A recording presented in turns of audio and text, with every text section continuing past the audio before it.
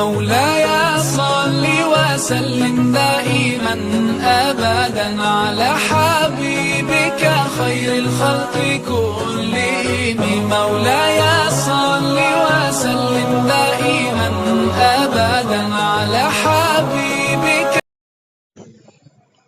أعوذ بالله السميع العليم من الشيطان الرجيم.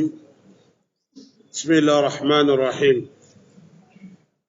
الحمد لله ثم الصلاة والسلام على رسول الله أما بعد.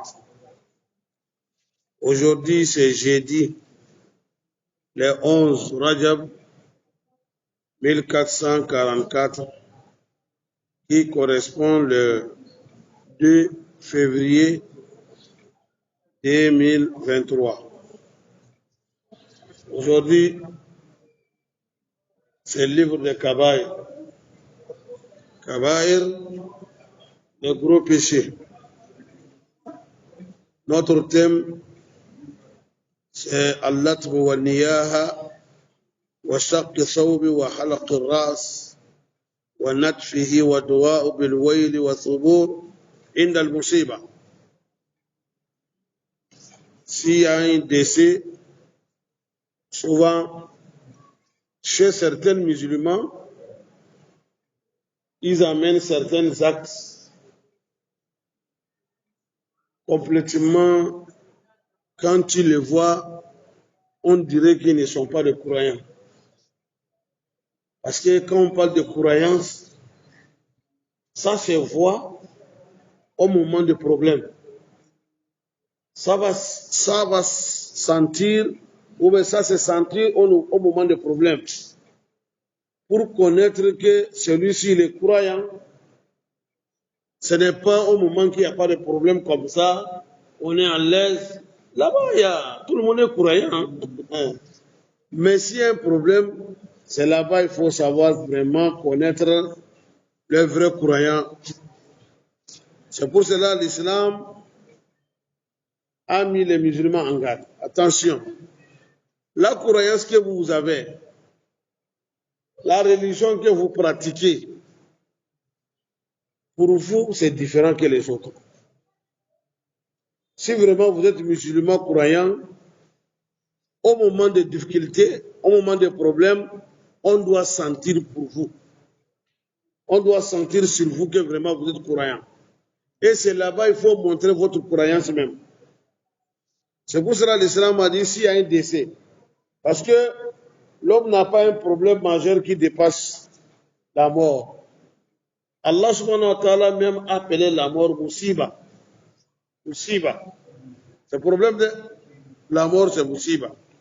Alors, s'il y a la mort, tu as déjà perdu ton proche. Il est déjà parti, c'est fini. Il ne peut pas revenir encore. Alors, comment il faut réagir? Parce que ce qui s'est passé, ce n'est pas quelqu'un qui a fait ça, c'est Allah seul qui peut faire.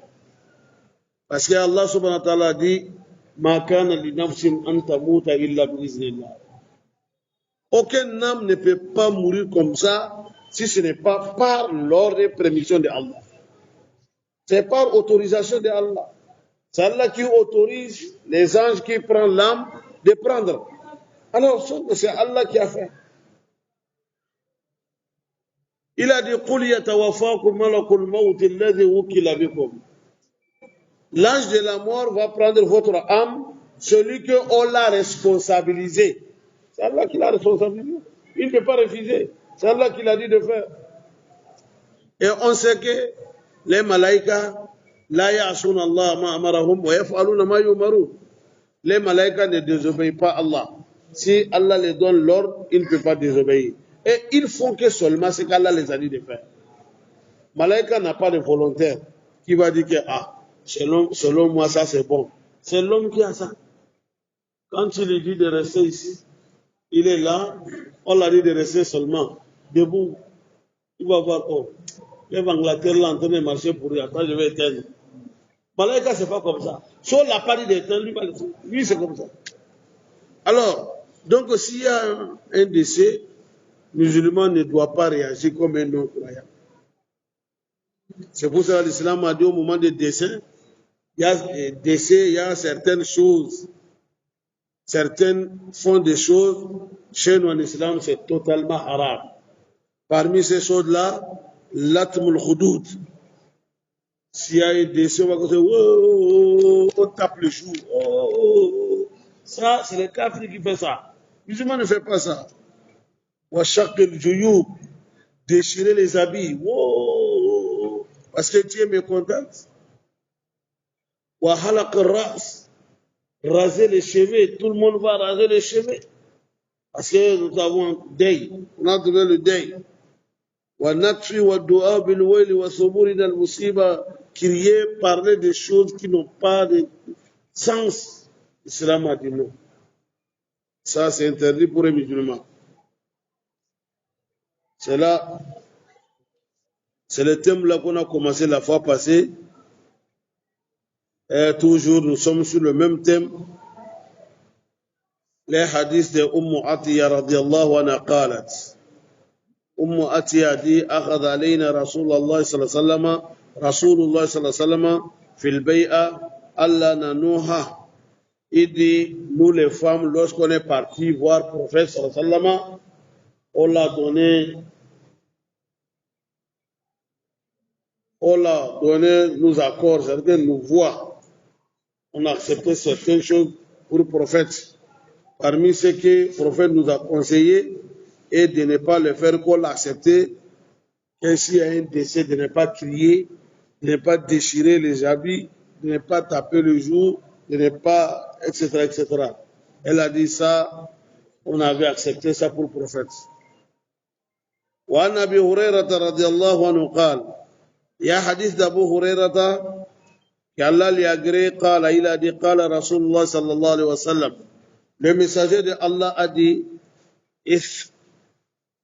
Sintani finnas, il y a des choses, des comportements que parmi les gens certains ont ces deux comportements-là, huma bihim kufru, et des comportements-là sont des comportements de kafir. Si quelqu'un est musulman, il a ce comportement-là, il a un comportement de kafir. Comprenez le sens des paroles. Parce qu'en islam, on ne peut pas dire à un croyant directement tu es kafir. Le mot là c'est grave. Hein? Les gens, ils les parlent comme ça, ça a des conséquences. Le prophète a dit tu ne peux pas dire à un croyant que kafir. Il dit le mot là, quand tu fais sortir ça, ça ne peut pas sortir amusement comme ça que ça va rester. Hein? Soit celui que tu l'as dit kafir, il va mériter ça, ou bien ça retourne à toi-même tu deviens kafir. Donc, si musulman fait quelque chose, tu peux dire que l'acte là, c'est les actes de kafir. Comportement là, c'est le comportement de kafir. Mais ne dis pas même pas directement, oh, ça c'est un kafir. Non, non, non. On ne dit pas ça. Avant de qualifier quelqu'un qui est kafir, il faut avoir des preuves. Les preuves que l'islam te dit oui, avec ça tu peux dire à la personne kafir. Mais seulement, oh, lui là, ça, il est musulman, c'est un kafir. Le mot là, ça a de conséquences.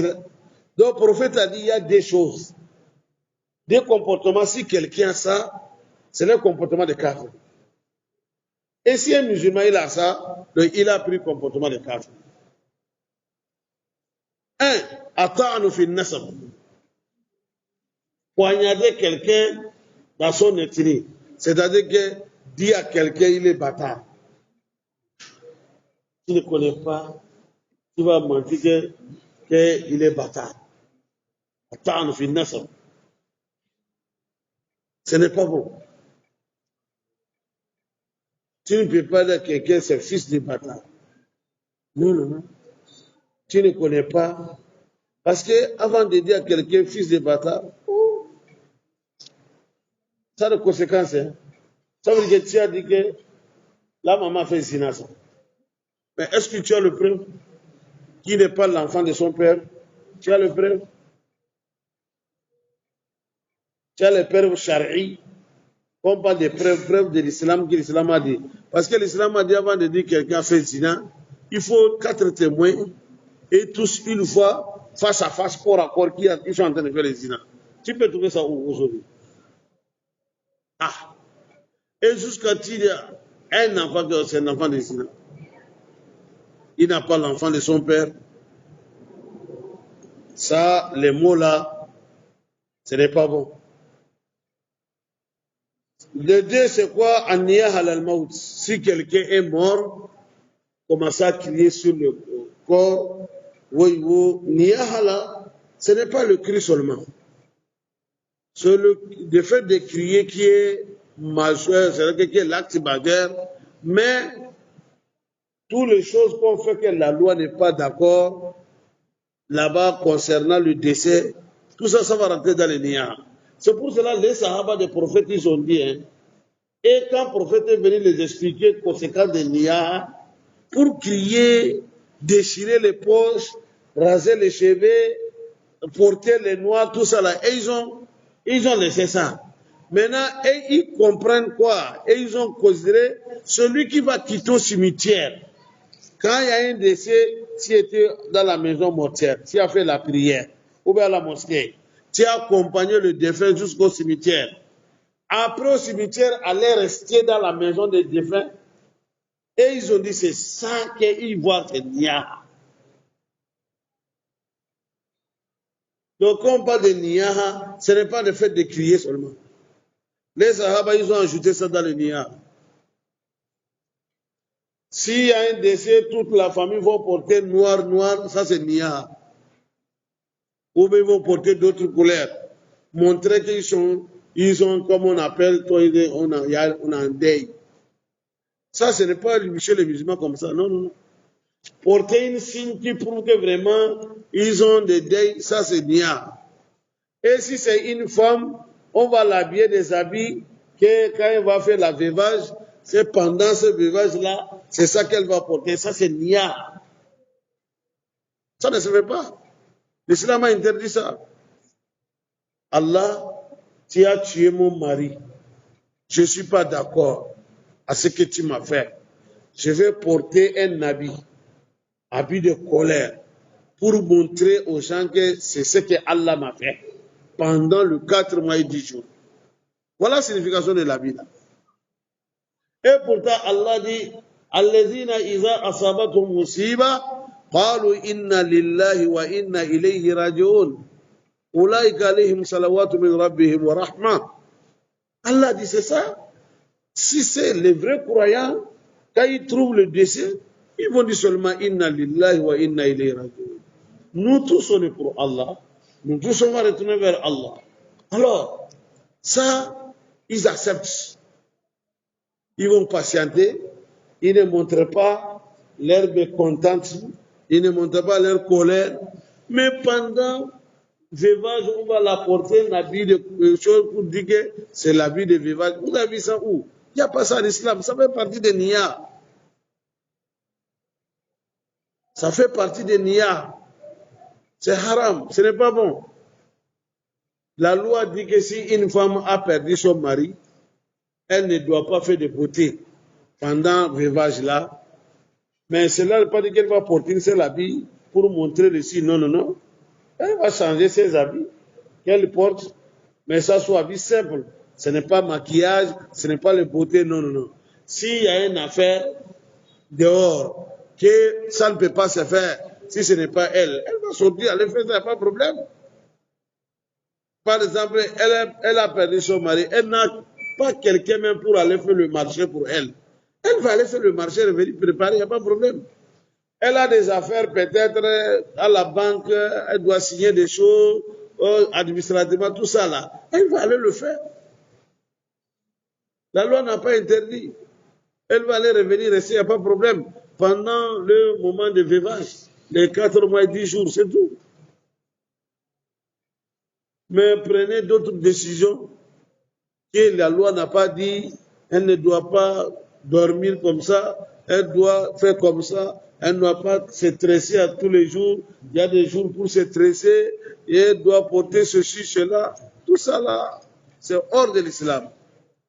L'islam ne reconnaît pas ça. Donc il est temps vraiment qu'on doit se réveiller. Des choses comme ça va vous créer problème yom al-qiyamah indallah, auprès de Allah, sans savoir. Ou bien si elle a fait veuvage, avant de rentrer veuvage, il faut qu'on va venir l'accompagner, on va la faire rentrer, comme c'est Améria. Ça veut dire quoi? Qui vous a dit ça? Si elle a perdu son mari, et même dans le moment de commencer, c'est tout. Ce n'est pas les femmes vont revenir, on va dire que bon, on va la faire rentrer dans le veuvage. Les jours qu'elle va sortir encore, il faut qu'on vienne faire une cérémonie pour ça. Quelle cérémonie? Qu'elle est sortie, il faut qu'elle fasse cérémonie tout d'abord. On va faire cette cérémonie-là. Si elle est sortie, elle doit s'habiller bien. On va visiter toute la famille. Pour faire quoi? Quel islam a dit ça?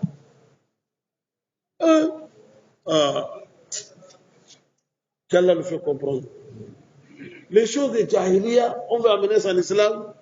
Avant l'islam, quand les gens étaient dans l'ignorance, ils ne savaient pas même ce qu'il faut faire, l'islam est venu nettoyer, balayer tous ces nyama-là. C'est maintenant, nous, on est en train d'aller dans le poubelle, ramasser ça, qu'on va amener ça encore. وعن أبي سعيد الخدري قال أبو سعيد الخدري رضي الله عنه قال لأجري الذي لعن رسول الله النائحة والمستمعة. Et du prophète sallallahu a maudit النائحة, celle ou bien celui qui pleure avec des cris, avec des paroles s'il y a un décès. Vous voyez? Celui qui fait ça, il est maudit. Dans le hadith du prophète sallallahu alayhi wa sallam. Et celui qui fait zawajul muta, mariage de contrat. Mariage de contrat, vous connaissez ça? Zawajul muta. Ça veut dire quoi? Vous êtes, votre service vous a amené par l'humain. Exemple, je donne, ou bien Kara, ou bien Sokode, en tout cas, c'est le service qui vous a invité là-bas pendant un moment. C'est 3 mois ou 5 mois, en tout cas. Bon, pendant le moment-là, vous dites que bon, vous n'allez pas avec votre femme, comme la famille est là, là-bas, vous allez chercher une femme là-bas, vous faites mariage de contrat que je suis là pendant 3 mois. On va célébrer le mariage là pour les 3 mois là. Les jours que je quitte, c'est fini. Ça va du muta. Ça, c'est mariage de contrat, c'est interdit en islam. Ça ne se fait pas. Il faut pas dire que même je suis parti voir sa famille, la famille sont d'accord. Non, non, non, non. Le mariage qu'on va signer, on va signer pour tout. Longue vie jusqu'à la mort, jusqu'à le Jannah. Et même s'il y a une séparation, c'est quelque chose qui est imprévu. Mais depuis le jour qu'on attache le mariage, on fixe le délai de séparation en même temps, ça c'est devenu contrat. Donc ça, ce n'est pas autorisé. C'est haram. Mais jusqu'à aujourd'hui, il y a une branche qui font ça, les chiites. Les chiites, ils font ça. Ça, c'est correct même. Ils aiment ça beaucoup. Oh, mariage de contrat, ils font ça bien même. Jusqu'à un chia donné un livre là, quelque chose lui est arrivé, il était obligé d'amener ça, faire sortir le livre là pour réveiller tout le monde que, qu'est-ce qu'ils font? Ça a des conséquences graves. Il était parti mission quelque part, il est parti dans une famille, il a demandé une femme, un contrat, on l'a donné, il est resté avec la femme. Pendant son séjour là, la femme était enceinte avec une fille. Il est parti laisser parce que le contrat est venu. La femme l'a couché, l'enfant est resté chez sa maman. Avec après plusieurs années encore, il est revenu même village encore, même l'endroit encore.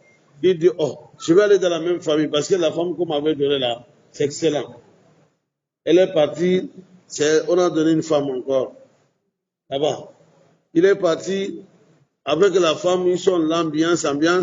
Dans la causerie maintenant, la femme a commencé à dire que lui, son père, c'est quelqu'un qui était venu, mariage contre avec sa maman, telle année, tout là. Or que c'est son père qui est en train de rencontrer comme ça. C'est lui-même. Il finit en même temps, le monsieur se lève, il baisse la tête, il dit quoi? Il dit c'était moi. Voilà, il a couché avec sa fille. Ah oui. Et là-bas, il a dit, oh, c'est catastrophe ce qu'on fait. Vous voyez, c'est grave. Donc, l'islam a interdit ça. وعن أبي بردة قال وجع موسى الأشعري فغشي عليه وراسه في حجر امرأته من أهله فأقبلت تسير برنه فلم يستطيع أن يرد عليها فلما فاق قال أنا بريء مما برئ منه رسول الله صلى الله عليه وسلم. Abu Musa al-Ash'ari, c'est un sahaba du prophète. Il était tombé malade une fois, jusqu'à la maladie était devenue vraiment sérieuse sur lui. Il est là, sa tête est sur le pied de sa femme. En même temps, il est parti en coma. Il est évanoui. Une femme de leur famille, pourrait qu'il est mort. Elle a commencé à crier avec des bruits, des choses là. Abu Musa, quand il s'est réveillé, elle a entendu le cri là quoi. En même temps, il est revenu de lui-même. Il a dit quoi? Il dit Wallahi, je n'ai rien à voir avec quelqu'un que le prophète n'a rien à voir avec lui. Parce que le prophète a dit celui qui fait des actes pareils comme ça, lui, il n'est pas parmi nous les musulmans. C'est ça, Abu Musa aussi a dit que je ne suis pas parmi la personne, je n'ai rien à voir avec lui. Il n'est pas ma famille, celui qui va faire ça. Vous voyez? Et en même temps, il a donné, il dit, parce que le prophète a dit, le prophète n'a dit, il n'a rien à voir avec quelqu'un, à Saliqa, celui qui crie, s'il y a la mort avec les choses là, avec les cris des paroles désordre. Wal haliqa, et celui qui rase les cheveux, ou il coupe les cheveux. Wa shaqa, et celui qui déchire les habits. Vous voyez. وعن نعمان بن بشير قال رضي الله عنه قال أغمي على عبد الله بن رواحة فجعلت أخته تعدد عليه فتقول وكذا وكذا فقال هنا فاق ما قلت شيئا إلا قيل لي أنت كذا أنا كذا أخرجه البخاري. عبد الله بن رواحة lui aussi c'est un sahaba du prophète. Abdullah ibn Rawaha, c'est un grand sahaba. Celui-là, le prophète les a envoyés dans une mission. Quand les autres sont partis, il était resté, il a prié le Touma. Après, il a commencé à pleurer avant de partir. On a dit, oh, tu as peur de la mort? Il dit, c'est pas ça. Il dit, Allah subhanahu wa ta'ala m'a assuré que je vais voir Jahannama. Je vais passer par Jahannama. Mais je ne suis pas l'assurance si je peux sortir, mais je vais rester. C'est ça qui me fait pleurer. J'ai l'assurance que je vais passer par Jahannam. Mais est-ce que je vais être sauvé? Ou bien je vais rester dedans? Je n'ai pas cette assurance-là. Mais quand même, on m'a assuré quand même que je vais passer par là. Parce que Allah dit wa in minkum illa waridu. Kana la rabbika hatman maqdiya. Il n'y a pas personne parmi vous s'il ne passe pas par Jahannam. Tout le monde va passer par là-bas.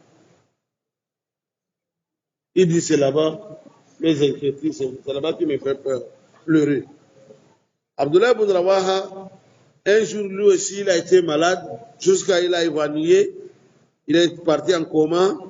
Maintenant, sa sœur a commencé à dire, mon grand frère est comme ça, mon grand frère qui est comme ça, mon grand frère qui est comme ça, en croyant qu'il est mort. Abdullah ibn Rawaha, quand il s'est réveillé, il dit que, tout ce que ma sœur disait, il y a les anges qui me disaient qu'en bas, c'est comme ça tu es, c'est comme ça tu es, c'est comme ça tu es. Ce n'est pas bon. Si quelqu'un est mort, on peut pleurer, mais avec les paroles, avec les choses là, non.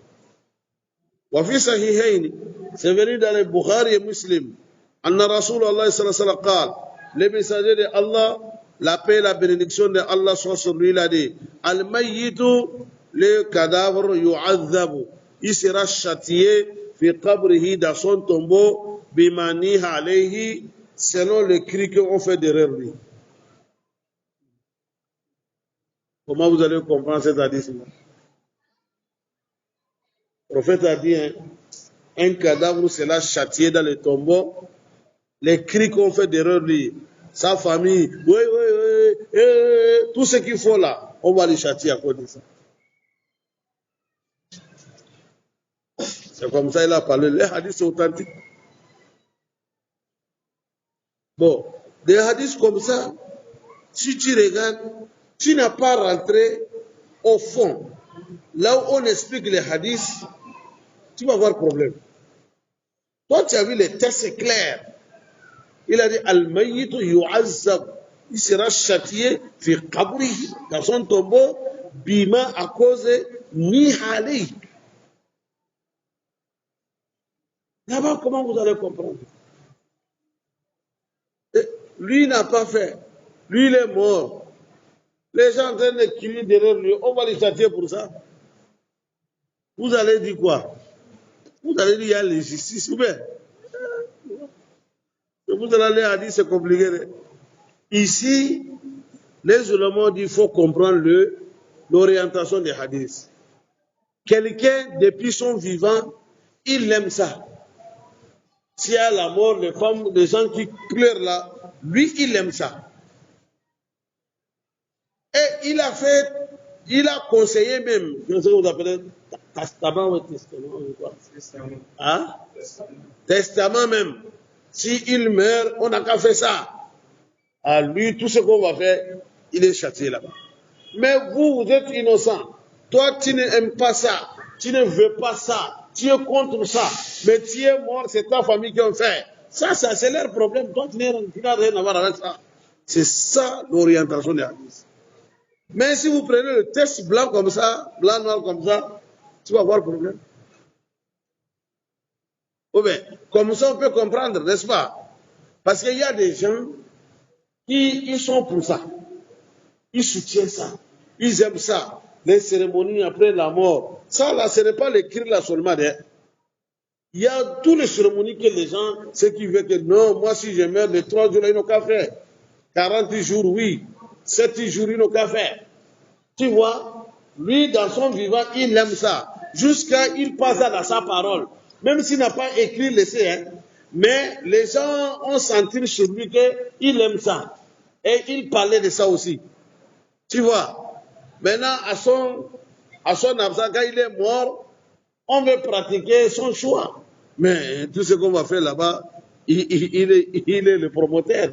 Ou bien, alors, donc il verra ça là-bas. Ce qu'ils font, ils ont pour eux, lui aussi il fera pour lui. Mais s'il était quelqu'un, il est contre des choses comme ça, il ne veut pas. Hein? Il n'a pas souhaité, il ne veut pas, il n'aime pas. Mais parce que, comme on connaissait notre société, certains dictateurs dans la famille, moi je vais le faire. Je me souviens bien, quelqu'un était décédé, même si je n'ai pas parlé de nom, on est parti au cimetière. Lorsqu'on a fini, un membre de famille, c'est un alpha, il dit Wallahi, le frère l'a dit que s'il est mort, tout est fini ici. On arrive au cimetière, qu'il a pardonné tout le monde, il ne fait pas autre protocole. Il y a un membre de famille qui dit que nous allons le faire. C'est comme ça, il a dit en public devant tout le monde. Nous, on va le faire. Tout le monde à la maison, on va le faire. On va faire 3 jours, on va faire 7 jours, on va faire 40. Tu vois, au cimetière, celui qui a dit que le frère a dit ça, c'est un alpha qui a dit ça. Il dit c'est ça qu'il a dit. Et pourtant, la personne qui était avec le défunt là, jour et nuit, celui qui le surveille à l'hôpital, tout ça là, jusqu'à il est mort. Mais celui qui a parlé là-bas là, il est là qu'on est venu dire que ton frère est décédé. Maintenant, il prend la tête maintenant des choses, il dit on va le faire. On ne fait pas pour lui, on va faire pour nous-mêmes. Bon, vous voyez des cas comme ça, lui il est innocent, n'est-ce pas? Tout ce qu'ils vont faire, lui il est innocent, ce n'est pas lui qui a donné l'ordre. Ça c'est leur problème. وعن ابي موسى قال رضي الله عنه قال ما من ميت يموت فيقوم باكيا فيقول وسيداه وجبلاه وكذا وكذا ونحو ذلك وكل وكل به ملكان يلهذانه هكذا أنت أخرجه الترمذي. Il a dit ici, Abu Moussa dit, si quelqu'un est décédé, les gens qui restent pour parler, oh, le frère, oh, il était comme ça, oh, c'est pour cela, on conseille chaque fois les gens que non. Si l'homme est mort, on n'a qu'à limiter seulement ce que l'islam a dit. Il ne faut pas trop déborder, ne rentrez pas dans certaines choses. Quand vous rentrez dans certaines choses, vous allez créer problème pour les défunts sans savoir. Il dit, il commence à dire, il est comme ça, que Allah va envoyer des malaïkas, ils vont les secouer bien. En gros, c'est comme ça, tu étais, c'est comme ça. Comme les hadiths qui viennent de passer. Ça, les ulémas disent ça dépend les gens qui aimaient ça dans sa vie. Lui-même, il était pour ça, il soutient ça. Maintenant, il est mort. Les gens commencent à faire ça. Ah, on va lui montrer. Waqal alayhi salam, prophète a dit, Annaïha idalam tatoub. C'est qu'ils crient, ils font des désordres. S'il y a un décès, s'il n'a pas se repenti, qabla mawti, avant la mort, تقوم يوم القيامة elle sera ressuscitée يوم القيامة وعليها سربال من قطران ودرء من جرد. Elle va ressusciter avec le complet de Jahannam. S'il y a un décès, ceux qui font des désordres là. Voilà, ici on veut rentrer dans le Niyahala. Niyahala, ce n'est pas l'écrit seulement. Tout ce qu'on fait là, on peut causer tout ça, c'est Niyahala. Il y a un décès en même temps.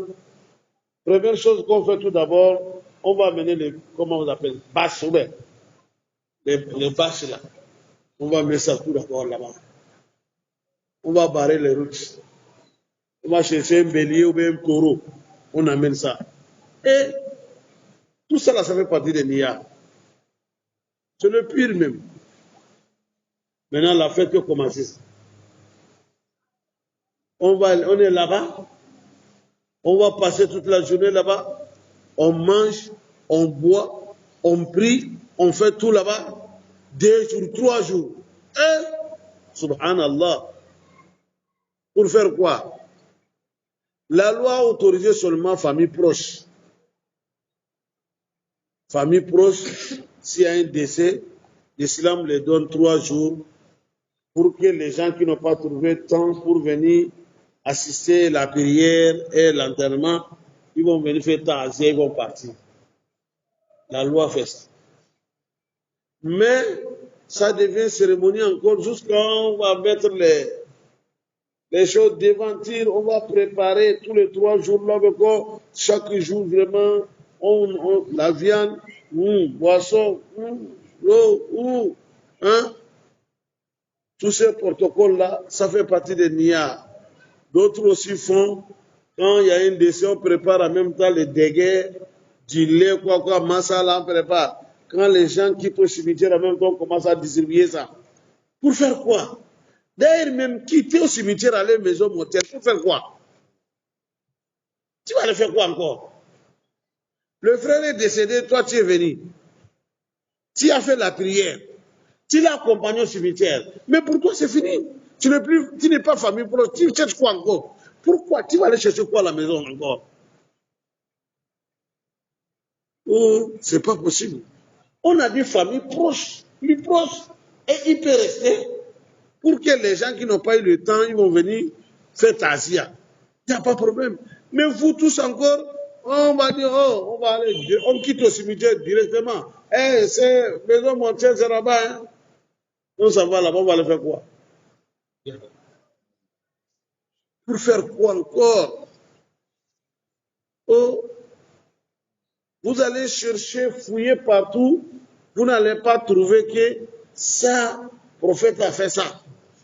Non. Et encore, on va les bouffer ce que le défunt a laissé pour les orphelins. On va les manger ça aussi. Ça, c'est encore un autre pire encore. Parce qu'il y a les dînes, il y a akuluna mwala liyatama zulma. Innama ya akuluna fi butunihim an-nar. Ça fait partie des zulm. Ce qu'il a laissé pour ses orphelins, c'est ça, dans ça, là, on va prendre, on va dire, oh, le défunt, il avait des moutons, il avait des bœufs, on amène un bœuf. Et c'est pour vous. C'est pour vous, vous allez tuer le bœuf là. C'est pour vous.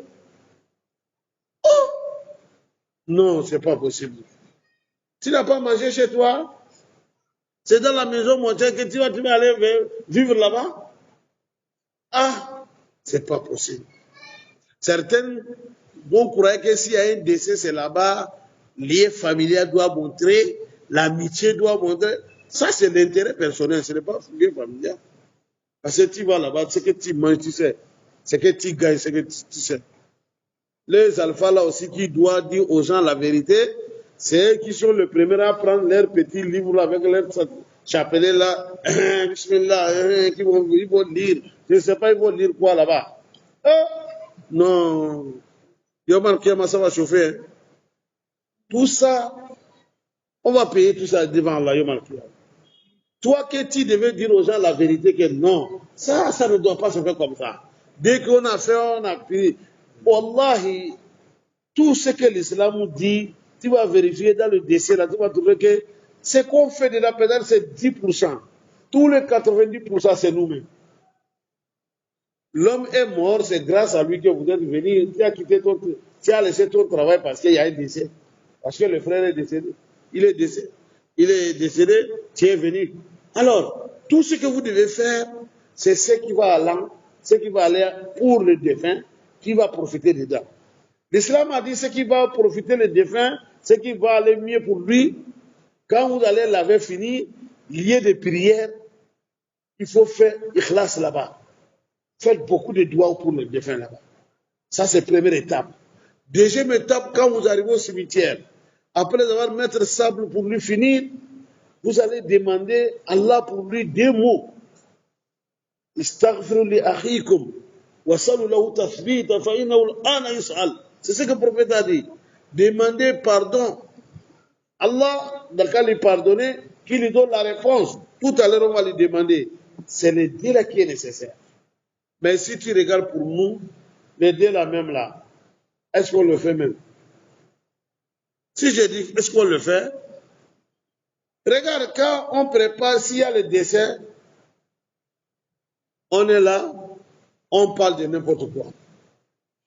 Si on a eu chance même, quelqu'un va nous faire un peu de wazi, avec même ça, pendant ce wazi-là, avant qu'on amène le corps, qu'on va prier, avec des protocoles, des paroles, des téléphones là-bas, des quoi là-bas, des personnes en train de parler leur business là-bas. Hey, il y a des musulmans, vraiment. Après, maintenant, on amène le corps qui est bon. Bismillah. Bismillah, maintenant, là, il y a des protocoles qui commencent encore. Oui, on va commencer à parler. Celui-là comme ça. Oh, il avait comme ça. Il avait dit comme ça. Avant de prier, même, on parle jusqu'à les gens sont fatigués même de rester debout avant qu'on va donner la prière. Vous voyez, on prend beaucoup de temps là-bas pour faire des protocoles, parler. Des fois même on va traduire en plusieurs langues pour que tout le monde comprenne. Maintenant, on dit mal à Bismillah. Et lui là on doit prendre 30 minutes à 1 heure de temps. Là-bas, il vient dire Allahu Akbar. Allahu Akbar. Allah. 3 minutes, assalamu alaikum, c'est fini. Vous voyez ce qu'on a échoué? Vous voyez? Mais avant Allahu Akbar là, on a pris 15 minutes, 20 minutes, on parle seulement. Tout ce qu'on dit là-bas. Tout ce qu'on dit là-bas, ça n'a rien à voir avec le défunt. Lui, s'en fout de ça. Lui, ce qui l'intéresse, quand l'imam prend Allahu Akbar, là, il commence la prière, c'est là-bas, il faut faire beaucoup de doigts. Là-bas, même si vous prenez 1 heure de temps, lui, il fait ça. Parce que vous êtes en train de demander Allah pour lui, n'est-ce pas? Hein, mais au contraire, nous on fait le contraire. Là-bas, on fait simple formalité. Au certaines même là, wallah, même 2 minutes. Oh, il est Allah Akbar. Avant que toi tu vas finir, voilà, déjà il a dit Allahu Akbar. Allahumma salli ala Muhammad, toi tu vas arriver déjà, il a dit Allahu Akbar. Allahu Akbar. Assalamu alaikum. Ouh, c'est fini. Tu vois, le défunt n'a rien à voir. Qu'est-ce qu'il a gagné dans ça? Vous voyez, on cherche maintenant des protocoles. Et l'habit qu'il faut couvrir, il faut chercher l'habit là, qu'il y a trop coursi sur ça, il y a couloir. Allahu Akbar.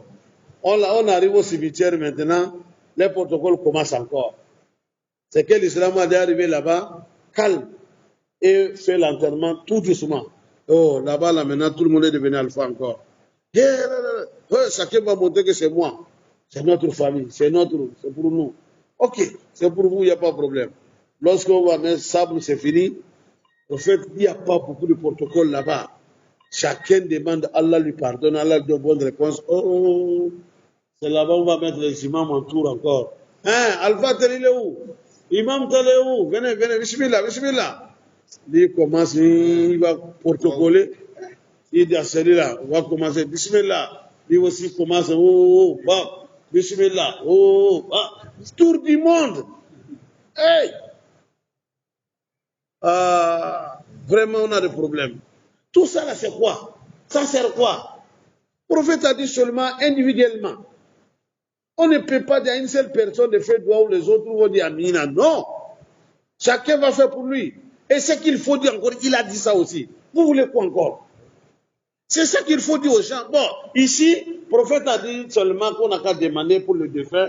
On demande Allah pardon, Allah lui pardonne, Allah lui donne bonne réponse. C'est ce qu'on demande à tout le monde de faire ça. C'est tout. C'est fini. Mais un jour, il a donné un sac de riz là-bas. Un jour, tout ça, c'est quoi? Tout ce protocole-là, c'est quoi? On va parler, fatigué. Fait 30 minutes. Tout ça, détail pour rien. C'est fini. Et puis, d'autres encore là, ceux qui sont dans d'autres côtés, d'autres groupes là, ils vont venir, ils vont s'asseoir encore. Ils vont dire ils vont faire un cercle quoi, ou bien ils vont sur les corps, les tombeaux maintenant, ils vont lire. Ils vont lire quoi? On va faire fidaou. Fidaou pour les défunts. Les mots fidaou là, moi en tout cas, je n'ai pas compris. Hein? Azim.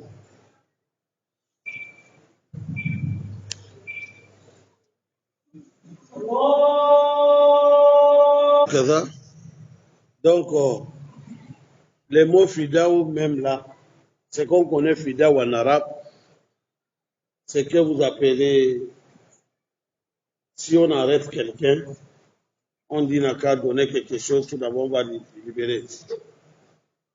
Caution ou bien, il n'y a pas un autre nom encore.